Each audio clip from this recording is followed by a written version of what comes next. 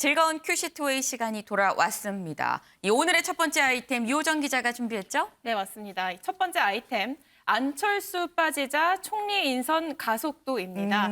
이 안철수 위원장이 총리직을 맡지 않겠다라면서 스스로 총리직 고사 입장을 밝혔는데요. 네. 이 안 위원장의 고사로 변수가 사라지면서 이 총리 인선에 속도가 붙고 있습니다. 우선 이 새 정부 총리 인선 작업에 속도가 붙으면서 한덕수 전 총리가 거론이 되고 있는데요. 인수의 얘기부터 들어보겠습니다.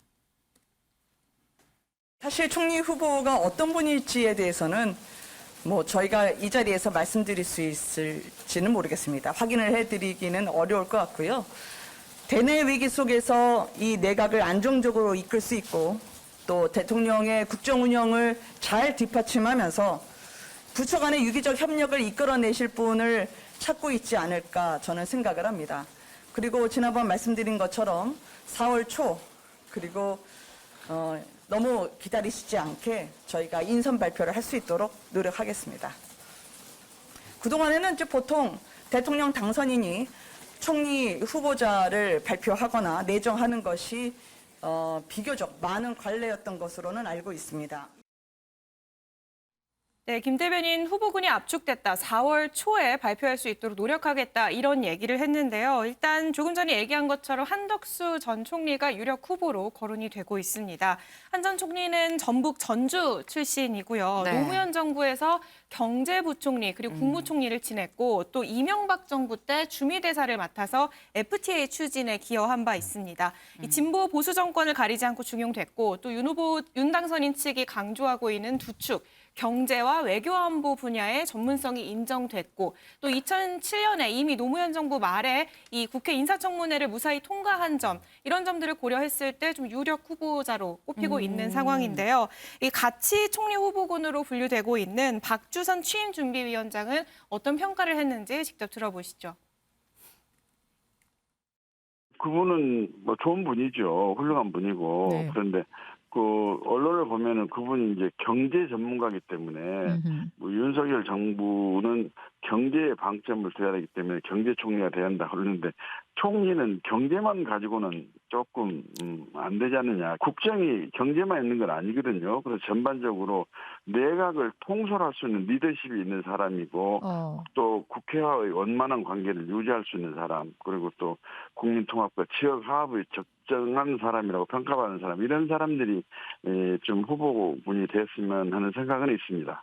청문회 과정에서 결점과 하자가 없는 후보고 경륜과 또 능력과 자질이 겸비된 후보라고 그런다면 야당도 반대 못할 겁니다. 그게 정치인 출신이냐 관료 출신이냐 하는 문제하고는 전혀 청문회 통과나 또는 국회 표결에 동의를 얻는 것과는 관계가 없다고 저는 봅니다.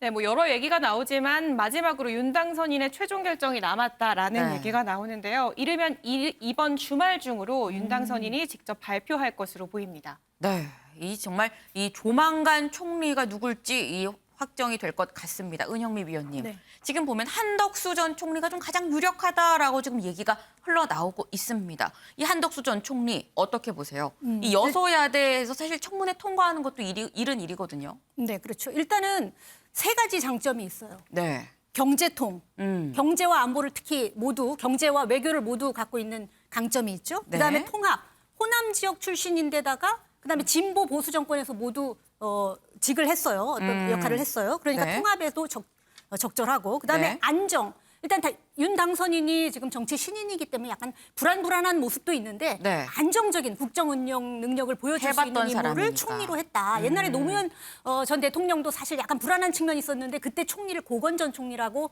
또 안정적인 분을 좀 이렇게 총리로 기용했었거든요. 그런 네. 측면이 있다는 점에서 굉장히 좀 긍정적이에요. 그리고 또 하나 마지막으로 이제 청문회 통과형. 네. 그러면 진보 진영 즉 노무현 전 정부에서 경제부총리를 지냈고 또 총리까지 했단 말이에요. 네. 그다음에 MB 정권에서는 주미대사를 했고 그러니까 이제 아무래도 이제 청문회를 한 몇 번은 거쳤을 거 아니에요. 그러다 보면은 그 이후에 또 무슨 도덕적으로 문제가 될 일이 없다면 인사청문회는 무난할 거다. 이런 점들은 다 장점인데 그래서 괜찮아요. 사실 괜찮은데 가장 아쉬운 게 시대 변화를 좀 시대 변화에 맞는 시대 교체를 이룰 수 있는 그런 총리였으면 좋겠다라는 그런 열망들이 많거든요. 사실은 그 이준석 대표가 당대표를 됐을 때에도 시대 네. 교체, 세대 교체, 뭐 정치 교체 이런 열망을 반영한 건데 그때 당대표 뽑을 때만 해도 그런 열망들이 있었는데 지금 다시 이제 윤 당선인이 정권을 잡고 다시 이제 국정을 운영하려고 보니까 다시 한 10년, 20년 전으로 다시 되돌아가는 그런 역행하는 듯한 모습을 보이거든요. 물론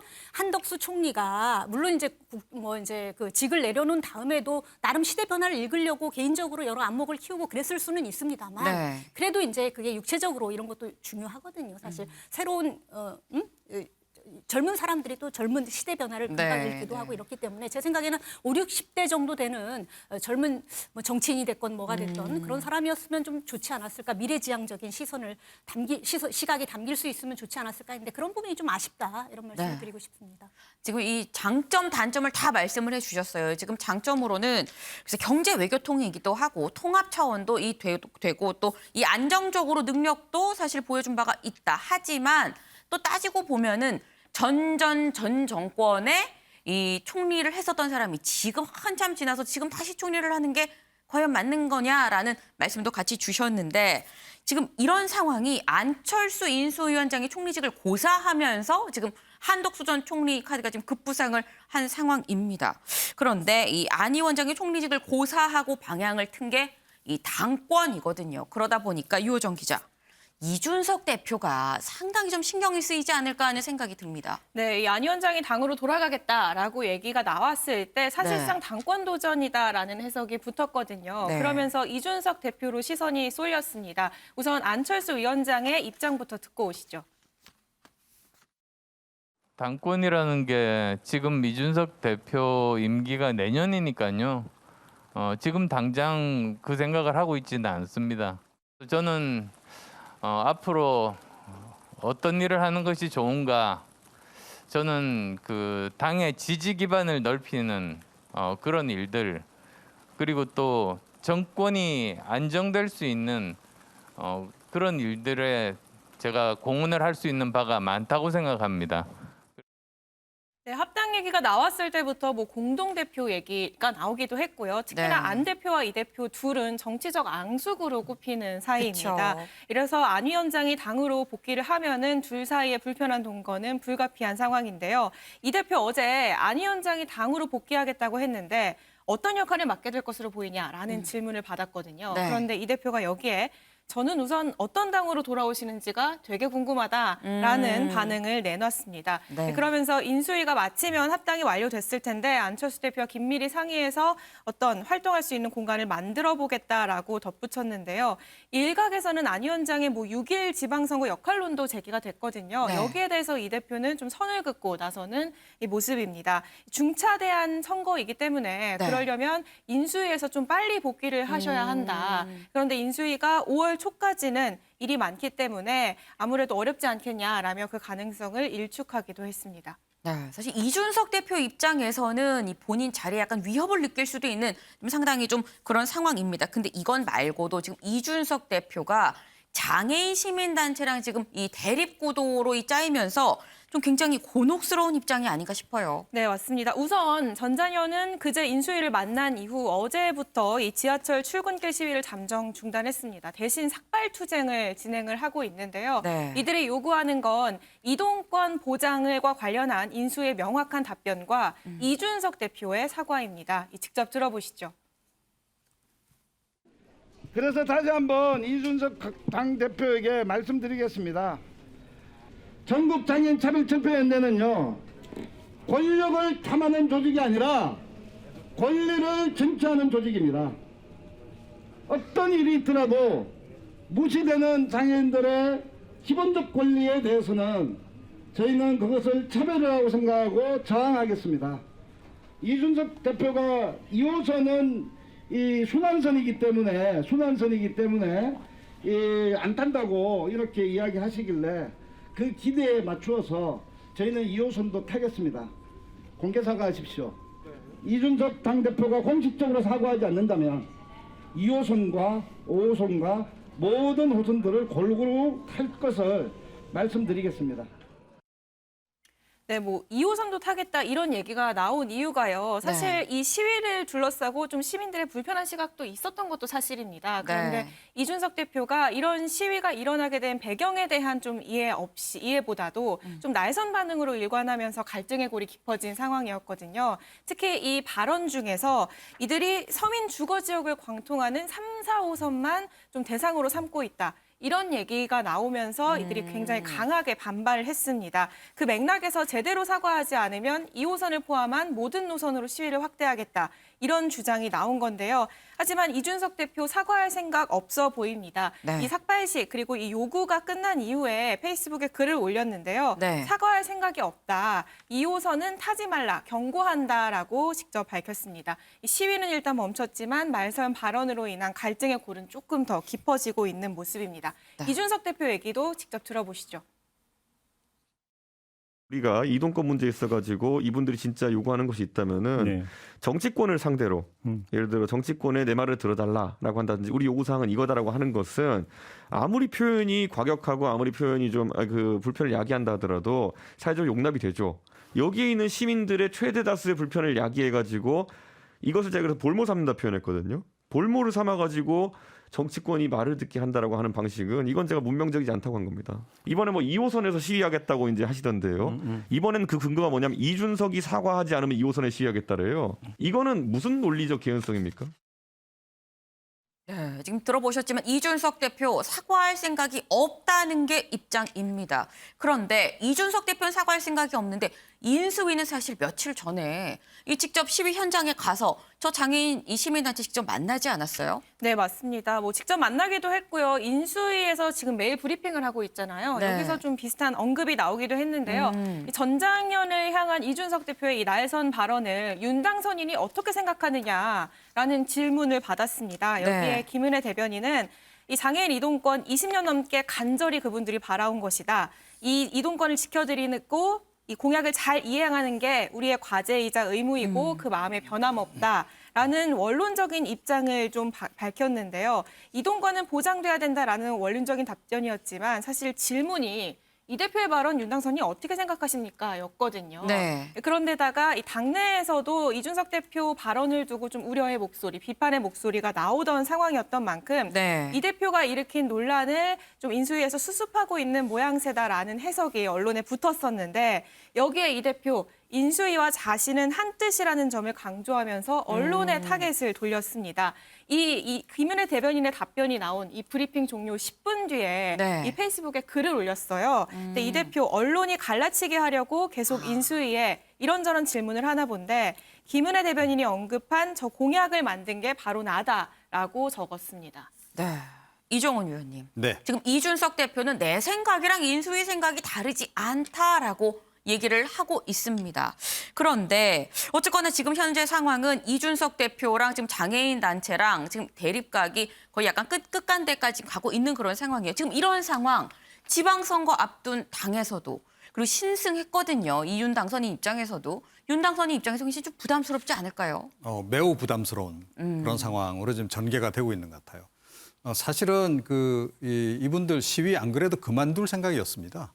이미 예고를 했어요.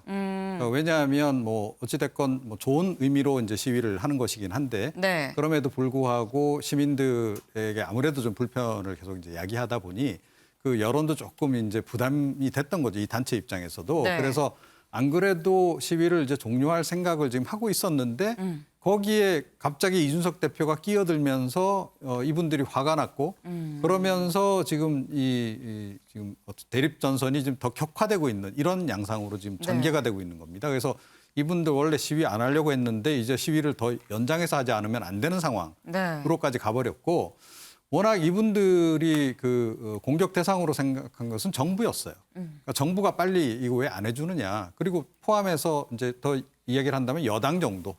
그래서 어떻게 보면 문재인 정부하고 이 단체 간의 갈등 구조였던 것인데 이걸 갑자기 국민의힘으로 이준석 대표가 끌어들인 격이 돼버린 거예요. 이거 정치적으로 굉장히 좀 잘못된 선택인 거죠.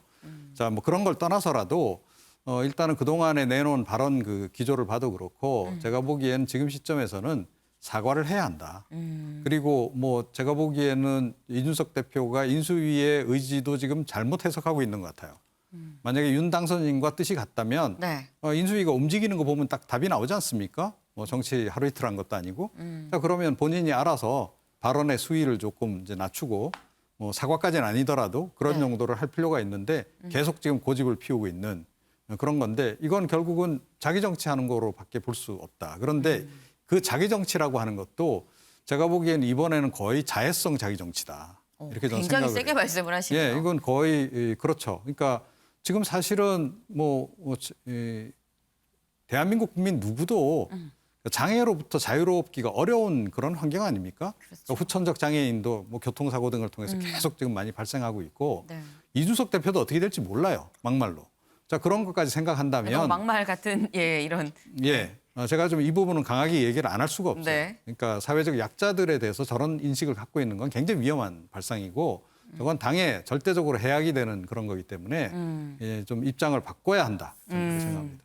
네, 지금 굉장히 세게 말씀을 해주셨습니다. 지금 이 사과를 해야 되는 상황이다. 이 최소한 톤 다운이라도 좀 해야 된다라는 말씀을 지금 주셨는데 은영미 위원님. 네. 이준석 대표가 지금 보니까 뭐 당 안팎으로도 지금 계속 약간 도전을 받는 그런 입장이에요. 근데 6월 지방선거가 사실 굉장히 중요하지 않을까라는 생각을 하는 게 이준석 대표인데 선거에서 지면은 통상 당 대표를 비롯한 당 지도부가 다 물러나지 않습니까? 네. 근데 뭐 벌써 물러난다는 얘기부터 기정사실화하면 안 될 것 같고요. 네. 일단 지방선거는 이준석 대표의 책임하에 치러집니다. 예를 들면 이제 선거, 대선은 당무 우선권이라는 게 윤석열 당선인한테 있었거든요, 후보한테. 네. 근데 사실 이준석 대표가 상임 선대위원장을 했지만 막판에 좀 갈등 과정에서 선대위직을 내려놓기도 했고 전적으로 책임은 윤석열 당선인한테 있었는데 일단은 이제 선거에서 승리하고 이제 남은 게 지방선거인데 이 지방선거는 윤석열 당선인하고는 또 한 발 떨어져 있어요. 네. 오롯이 원톱 책임자로 이준석 대표입니다. 그런데 벌써부터 이렇게 일단 통합을 해야 되고 그래서 더 중도층을 끌어들여야 되는데 지금 윤 당선인 지지도가 국정운영 전망 지지도가 52에서 55 왔다 갔다 하다가 지금 한 46% 정도까지 내려왔잖아요. 그렇다면 네. 중도층이 지금 빠져나간 거예요. 누가 잘못했던 간에. 그렇다면 이걸 지방선거를 제대로 치르려면 광역자치단체로만 하면 17개 중에서 11개에서 이제 우세를 국민의힘에서 우세를 보였거든요. 나머지는 또 6개는 대선에서. 민주당 쪽에 더 우세를 보였어요. 네. 그런데 지금 원래 그 대선 때의 지지도보다 지금 더 내려갔으니 그거 지키는 것도 지방선거에서 사실 쉽지 않잖아요. 그런데 이렇게 약자 또는 소수자 끌어안고 편가르기보다는 통합을 해야지 지방선거에서 다시 이들을 흡수할 텐데 네. 지금 이러고 있으니 좀 답답한 상황이죠. 그래서 이제 일단은 물론 이제 변수가 남아 있습니다. 이제 5월 10일 날 새 정부가 출범을 하는데 이 과정에서 정부조직법 개정안이라든가 뭐 총리를 비롯한 내각 인사 이 과정에서 이제 여야 관계가 어떻게 설정되느냐에 따라서 민주당이 또 잘못하면 발목 잡기 프레임으로 걸려서 또 국민들의 지지가 다시 국민의힘 쪽으로 올 수도 있고 또 어떻게 될지는 전개될지는 모르겠습니다만 한두 달 사이에 네. 어쨌든 이준석 대표가 이런 국정 운영을 뒷받침하는 것 플러스 지방선거를 제대로 하려면 통합적인 지도자의 모습을 보여줘야 되는데 네. 이런 부분이 몹시 아쉽다는 거고 그런 측면에서 5월 10일 날 이제 새 정부가 출범하면 안철수 인수위원장이 이준석 대표를 도와서 공동 선대위원장으로 좀 중도로 외연 확장하는데 일정 부분 역할을 할 수도 있다 이런 전망도 나오고 있는 것 같습니다. 네, 지금 이 6일 지방선거를 앞두고 이 당대표 자리에 대해서도 좀 얘기를 해봤는데 사실 이 당대표 자리만 얘기할 게 아니라 지금 원내대표, 당장 이 국민의힘에서는 원내대표, 김기현 원내대표가 조기 사퇴하면서 이 조기에 이 원내대표가 교체될 예정입니다. 그래서 이목이 쏠리는 게 유호정 기자, 윤핵관들, 이 윤 당선인의 핵심 측근들이 과연 어떻게 어느 자리로 갈 것이냐 여기에 지금 이목이 쏠려요. 네, 맞습니다. 윤핵관으로 분류되면서 인수에 참여하지 않았던 이 네. 권성동 의원이 다음 달 이 원내대표 출마 가능성에 힘이 실리고 있습니다. 사실 원내대표 후보군으로 함께 거론이 됐던 게 권영세 인수위 부위원장인데 네. 이 사실상 조기 사퇴로 이 선거가 빠르게 당겨지면서 사실상 불가능해졌고 권영세 위원장도 이 불출마를 선언하면서 네. 이 권성동 의원에 대한 출마 가능성이 훨씬 더 높아진 상황이고요.